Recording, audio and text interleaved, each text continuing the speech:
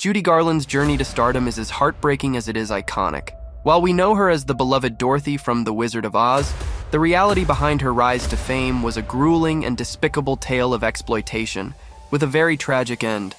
Because I'm supposed to be a living legend. Is that right? That's what But it's lonesome.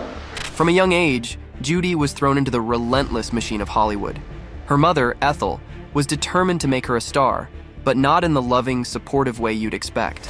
My mother was truly a stage mother, a mean one. By the time Judy was just 10, Ethel was giving her amphetamines to stay awake through grueling schedules and sleeping pills to crash when the workday finally ended. It's no wonder Judy later called her mom the real Wicked Witch of the West. Once MGM signed Judy at 13, the cycle only worsened. And she, whenever I talk about her, and I should because she was so wicked, but whenever I start talking about it, she inevitably knocks one earring off, so she's still around, so now, Mother, you behave yourself. As part of MGM's cohort of young stars, Judy endured a nearly impossible routine. Imagine this: early morning school for 3 hours, followed by singing rehearsals, and then long days of shooting that often didn't wrap until 5 a.m. Sometimes she was filming 2 or 3 movies at the same time. To keep up, she was fed a steady diet of pills, stimulants to keep her going, and sedatives to force some sleep. By 15, she was completely dependent on them. Looking back, Judy herself admitted how the Hollywood machine consumed her. "I was working days and nights on end," she once said, exposing the brutal reality of the golden age of Hollywood. What you feel as you walk on that stage and face all these thousands of people. I feel marvelous. This harsh regime sent a clear, damaging message. Garland wasn't treated as a person, but as a product. The pressure to embody the wholesome girl-next-door image while enduring such exploitation was crushing. It wasn't just a rough work schedule. It was a systematic stripping away of her agency, setting the precedent for the horrors she would face during The Wizard of Oz. We all remember The Wizard of Oz was so much joy, and it's such a happy picture. Was it happy for you to make it? I enjoyed it very much. For audiences, The Wizard of Oz became a timeless classic, enchanting generations with its magic and charm. But behind the curtain, it was a very different story, especially for Judy. At just 16 years old, she landed the iconic role of Dorothy Gale. A dream role for many, but for Judy, it was a nightmare in disguise. I don't know whether people will be able to bear some of the truths. Originally, the studio had wanted Shirley Temple for the part, so they went to great lengths to make Judy look younger. And by great lengths, we mean disturbing extremes. Her daily diet, chicken soup, black coffee, 80 cigarettes, diet pills, and amphetamines. Yes, you heard that right. They even corseted her waist and added prosthetics to alter her nose. And for Judy, the pressure to embody Dorothy didn't stop when the cameras turned off. She later shared how the public expected her to stay the same innocent girl forever, saying, "I think some of them are pretty angry with me for not dressing like Dorothy and not being 11 or 12. This role may have immortalized her, but it also trapped her in an image she could never escape."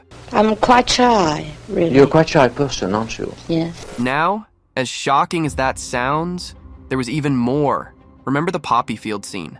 The one with the falling snow? That snow was actually asbestos. What was meant to be a magical moment now feels chilling to watch, knowing the actors were showered in a dangerous carcinogen. If you thought the horrors ended there, you were wrong. In a memoir by her ex-husband, Sid Luft, he claimed Judy was harassed by some of the actors playing the Munchkins. While historians debate the truth of these allegations, Judy herself joked in a later interview that the Munchkins were often drunk and unruly, hinting at deeper troubles. Well, what the Munchkins do? Well, they're little very dwarfs. tiny. Yeah? Were they little kids or were they little were men? drunks. Beyond the set, Judy faced rampant harassment from Hollywood's most powerful men, including MGM's Louis B. Mayer. He's even alleged to have groped her during one of their meetings. All this, coupled with the brutal schedules and drug dependencies forced upon her, left lasting scars. The Wizard of Oz, it may have been her big break, but it came at a devastating cost that would haunt her for the rest of her life. So, Judy Garland's life after The Wizard of Oz was anything but the fairy tale that many imagined. In fact, it was a series of tragic, painful events that never seemed to let up. After the intense abuse she suffered in Hollywood, she tried to find some sense of stability, but it never came easy. Well, I've wanted to be just married and happy for a long time. She was married 5 times, but sadly none of those marriages brought her the happiness she was searching for. Her first marriage was in 1941, when she was just 19. She married composer David Rose, hoping it would give her some freedom from her controlling mother and MGM. But, as much as she hoped it would be her fairy tale ending, it wasn't. David and Judy were just too different. He was quiet and reserved while she loved to party and dance. Judy was also eager to be a mom, but when she found out she was pregnant, both her mom and David pushed her to have an abortion. That pressure, along with their differences, led to their divorce in 1944. Then came her marriage to director Vincente Minnelli in 1945. Together, they had a daughter, Liza. Yes, the Liza Minnelli. The Wizard of Oz, to me, is what it is to everybody else.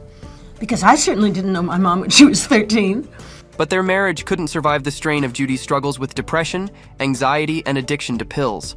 After being fired from MGM, she had a nervous breakdown and even attempted to take her life twice. Their relationship crumbled, and they divorced in 1951. It's tragic to think that while Judy was enchanting the world, her own life was falling apart. Judy's third marriage was to Sidney Luft in 1952, and it lasted for 13 years, her longest one. They had 2 kids, Lorna in 1952 and Joey in 1955. If we got into trouble, because she was so tiny, she would always say, "Sit down when I yell at you." Sidney became her manager and helped her make a big comeback, even landing her the lead role in A Star is Born, which earned her an Oscar nomination. But as much as he tried to help, Judy's drug problems kept getting worse. By 1962, they were practically living separate lives. They eventually divorced in 1965, with Judy accusing Sidney of abuse, a claim he strongly denied. Garland didn't stay single for long. In November 1965, she married actor Mark Herron, but their marriage lasted only 3 months. Being in love with Mark Herron is the best thing that ever happened to me. Judy later testified that he was abusive, though he denied it, claiming it was in self-defense. After their brief marriage, Herron came out as gay and spent the rest of his life in a relationship with another actor. Her final marriage was to Mickey Deans in 1969, a man she met while he was delivering stimulants to her. I have known my husband as long as he's known me, for about 3 years.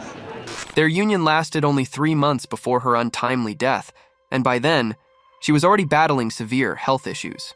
As Lorna shared in her memoir, she could see her mother was dying in front of Mickey's eyes. And what are your plans now that you're married? Go Be on working? happy. Judy's battle with substance abuse was well known. She had been reliant on pills since the age of 15, a dependency that haunted her for the rest of her life, even as she insisted she wasn't struggling.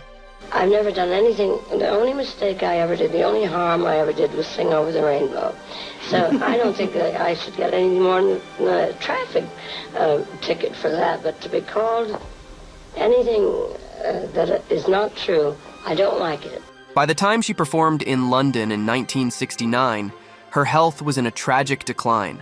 Some nights, she was the vibrant, powerful performer fans had always adored. Other nights, she was slurring her speech, arriving late, and being booed off stage. It was heartbreaking to watch someone so talented, so beloved, fall apart in front of the world, and no one could stop it. I sit here and I think to myself, I'm the luckiest person in the world to have had her as my mom. Her final performance was in Copenhagen on March 25th, 1969. Just a few months later, she tragically died from an accidental barbiturate overdose at the age of just 46. Judy Garland was undoubtedly one of Hollywood's brightest stars, but like a star that burns too fast, her light faded too soon, leaving us with the bittersweet memory of a talent that never got to reach its full potential.